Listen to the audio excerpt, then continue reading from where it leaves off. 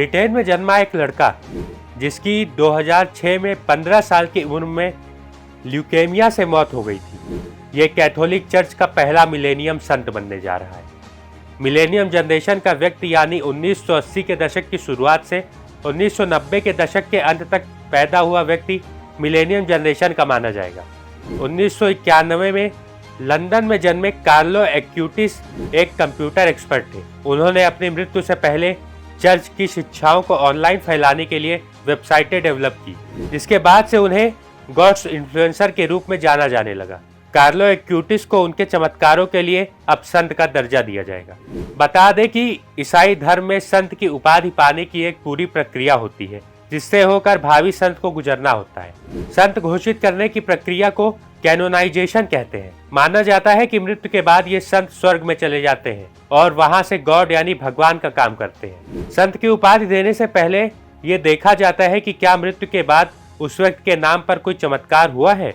इस तरह के कम से कम 2 चमत्कार होने जरूरी होते हैं। चमत्कार को उदाहरण के जरिए समझाएं तो किसी गंभीर रोगी का अचानक ठीक हो जाना चमत्कार माना जा सकता है।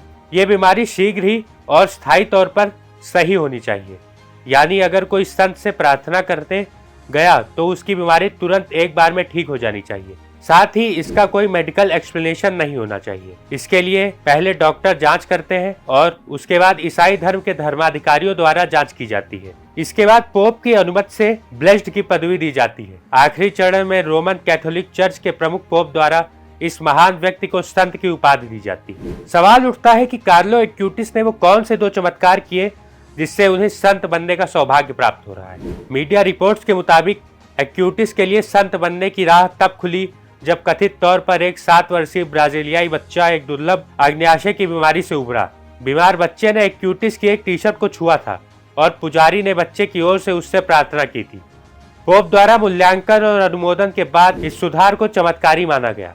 दूसरा, फ्लोरेंस में एक यूनिवर्सिटी की छात्रा की साइकिल दुर्घटना के बाद मस्तिष्क से खून बहने लगा। उसके परिवार को बताया गया कि लड़की की हालत गंभीर है, जिसके बाद उस लड़की की मां ने एक्यूटिस की कब्र पर उस लड़की के ठीक होने की प्रार्थना की। कुछ दिनों बाद उसने दावा किया कि उसकी बेटी को वेंटिलेटर से हटा दिया गया है और 10 दिन बाद स्कैन से पता चला कि उसकी मस्तिष्क की चोट गायब हो गई थी। इस तरह पोप फ्रांसिस ने एक्यूटिस के नाम से दोनों चमत्कारों को मंजूरी दे दी, जिसने एक्यूटिस को संत घोषित करने के योग्य बना दिया।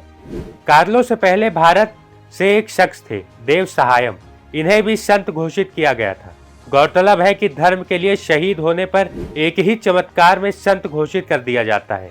देव सहायम को शहीद का दर्जा मिला हुआ था, इसलिए उनके एक चमत्कार पर ही उन्हें संत घोषित कर दिया गया था। वह भारत के पहले ऐसे आम व्यक्ति थे जिन्हें संत की उपाधि से नवाजा गया था। तो यह थी बात कार्लो एक्यूटिस की। और अब आपके लिए एक सवाल। साल 2018 में केरल की एक और महिला को भी संत घोषित किया गया था। उनका क्या नाम है? इस एपिसोड में इतना ही। हम फिर मिलेंगे एक नए कार्यक्रम के साथ। तब तक के लिए मुझे दीजिए इजाजत। नमस्कार।